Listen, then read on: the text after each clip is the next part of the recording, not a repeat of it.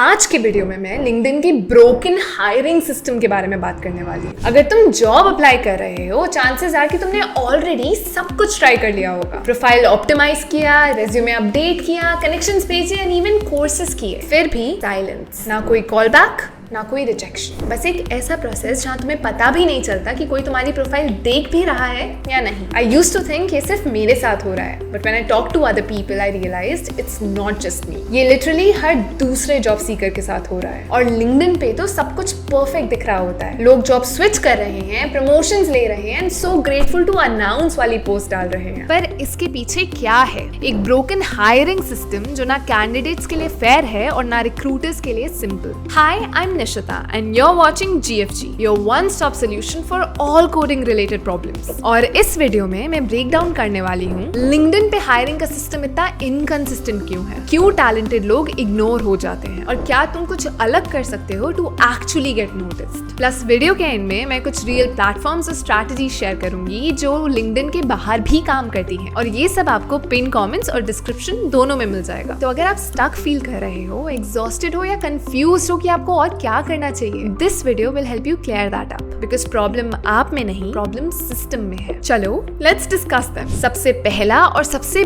बड़ा problem, competition का level. एक जमाने में जॉब अप्लाई करना एक डेलिब्रेट प्रोसेस होता था। लोग हर जॉब के लिए रेज्यूमे कस्टमाइज करते थे, कवर लेटर लिखते थे और थोड़ी रिसर्च भी करते थे। और अब ये हो रहा है कि आप बस एक इजी अप्लाई का बटन दबा रहे हो और 50 कंपनीज में अपना रेज्यूमे भेज रहे हो। इसका रिजल्ट, हर एक जॉब पोस्ट के नीचे हजारों एप्लीकेशंस आ रहे हैं। किसी रिक्रूटर के पास इतनी बैंडविड्थ नहीं होती कि वो ये सारे रेज्यूमेस पढ़े, स्पेशली क्योंकि इसमें से 80% रेज्यूमेस रेलेवेंट भी नहीं होते। तो जब तुम जेन्युइनली किसी रोल के लिए एक परफेक्ट फिट हो, तब भी तुम्हारा रेज्यूमे सुनामी में गायब हो जाता है। मतलब टेक्निकली तुम्हारा नाम शॉर्टलिस्ट लिस्ट में आता ही नहीं है। Not because you not good enough, but because ये सिस्टम बहुत क्लटर्ड हो चुका है। दूसरी प्रॉब्लम विजिबिलिटी की है। अब लिंक्डइन पे हायरिंग सिर्फ स्किल बेस्ड नहीं, ये गेम अब एंगेजमेंट पे आ चुका है। जिनका कंटेंट वायरल होता है, जिनके ज्यादा फॉलोअर्स होते हैं, जिनकी प्रोफाइल पे लोग ज्यादा टाइम स्टे करते हैं, एल्गोरिदम उन्हें पुश करती है। तो अगर तुम वो इंसान नहीं हो जो हर 2 दिन में पोस्ट कर रहा है, या तुम्हारा नेटवर्क बहुत बड़ा नहीं है, तो there is a high chance कि तुम रिक्रूटर के सर्च रिजल्ट में दिखोगे ही नहीं। देयर आर मेनी पीपल जो फॉर्च्यून 500 का एक्सपीरियंस लेके बैठे हैं, बट उनकी प्रोफाइल 20 to 30 व्यूज तक लिमिटेड है, क्योंकि वो प्लेटफॉर्म को एंगेज नहीं कर रहे एंड बस इसी वजह से उनकी विजिबिलिटी भी नहीं बढ़ती। तीसरा इशू, एल्गोरिदम्स और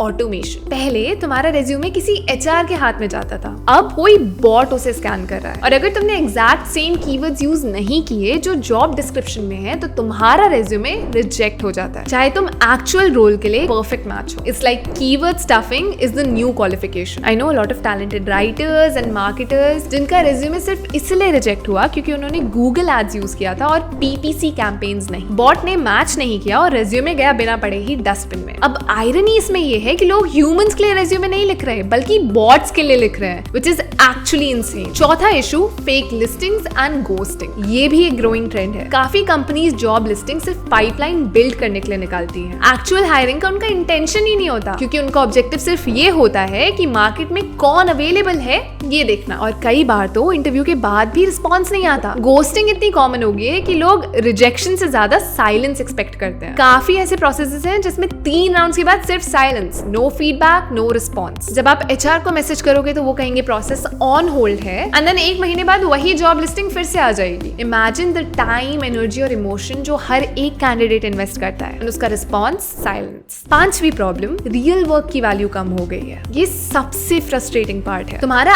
एक्चुअल काम जो तुमने प्रोजेक्ट्स में किया, क्लाइंट्स के साथ किया, जो तुमने मेजरेबल इम्पैक्ट क्रिएट किया, उस सबकी इंपॉर्टेंस अब काफी कम हो गई है। ज्यादा वेटेज मिल रहा है सर्टिफिकेशंस, शाइनी टाइटल्स या किसी वायरल हेडलाइन को। जैसे अगर किसी ने अपनी प्रोफाइल में एक्स गूगल लिख दिया, तो उनकी प्रोफाइल 10x टाइम्स ज्यादा अटेंशन ग्रैब करेगी, चाहे उनका कंट्रीब्यूशन गूगल में मिनिमल ही क्यों ना रहा हो। Meanwhile you could have real world results, but अगर आपके पास वो शाइनी स्टैम्प नहीं है, तो there is a high chance कि आप फिल्टर में ही रह जाओगे। अब सवाल ये है कि क्या किया जाए। पहला स्टेप ये समझना कि लिंक्डइन या कोई भी प्लेटफॉर्म आपकी वर्थ को डिफाइन नहीं करता। आपका काम, आपकी जर्नी, आपकी ग्रोथ, ये सब उस प्लेटफॉर्म से बहुत ज्यादा वैल्यूएबल है, बट हम सिस्टम के फ्लॉस को इग्नोर भी नहीं कर सकते, इसलिए स्मार्टली सिस्टम के बाहर सोचना जरूरी है। तो हम कर क्या सकते हैं? फर्स्टली, ब्लाइंडली अप्लाई करना बंद करो। हर एक रोल के लिए अपना एप्लीकेशन पर्सनलाइज करो, रेज्यूमे ट्वीक करो, मैसेज भेजो और कंपनी और रोल के हिसाब से अपना कम्युनिकेशन सेटअप करो। दूसरा, पर्सनलाइज्ड कनेक्शन रिक्वेस्ट भेजो। अगर आपको किसी कंपनी में कोई जॉब ओपनिंग दिखती है तो वहां के किसी टीम मेंबर से कनेक्ट करो। एक क्लियर और जेन्युइन मैसेज लिखो, जैसे hi, I came across this role and I really admire the work that your team is doing on XYZ। Number 3, referrals का पावर यूज करो। अपने एक्स कॉलीग्स, फ्रेंड्स और सीनियर से बात करो। रेफरल तुम्हारे एप्लीकेशन को टॉप तक पहुंचा सकता है। नंबर 4, अपना काम शोकेस करो। अपना पोर्टफोलियो बनाओ, वेबसाइट बनाओ, केस स्टडीज लिखो। जो दिखता है वो बिकता है, ये अब हायरिंग वर्ल्ड के एक्चुअल रूल्स हैं। नंबर 5, लिंक्डइन के बाहर भी एक्सप्लोर करो। एंजलिस्ट, हायरेक्ट, इंटर्नशाला, कटशॉट जैसे प्लेटफॉर्म ज्यादा फोकस्ड हायरिंग करते हैं। इनका एनवायरनमेंट थोड़ा फेयर और फ्रेश होता है। ऐसी कुछ प्लेटफॉर्म्स की लिस्ट मैं डिस्क्रिप्शन में डाल रही हूँ, do check it out. And last but not the least, 6, consistently अपने स्किल्स पे काम करो। न्यू टूल सीखो, रियल वर्ल्ड एप्लीकेशंस पे काम करो, सर्टिफिकेशन तभी लो जब उनका एक्चुअल एप्लीकेशन हो, और लास्ट में अपने दिमाग को थोड़ा सा रीसेट करो। रिजेक्शंस का ये मतलब नहीं है कि तुम में टैलेंट नहीं है, साइलेंस का ये मतलब नहीं है कि तुम्हारा काम यूजलेस है। दिस सिस्टम इज ब्रोकन, तो तुम्हें स्मार्ट बनके सिस्टम के लूप होल्स को आइडेंटिफाई करना होगा। If you found this video helpful, do share it with a friend जिसे इस टाइम पे क्लैरिटी की जरूरत है, एंड कमेंट्स में अपना एक्सपीरियंस लिखना मत भूलना। Let's help each other make sense of this mess. और याद रखो, प्रॉब्लम तुम में नहीं, प्रॉब्लम इस सिस्टम में है। तुम बस इस गेम के नए रूल्स को समझ के स्मार्टर खेलना शुरू करो।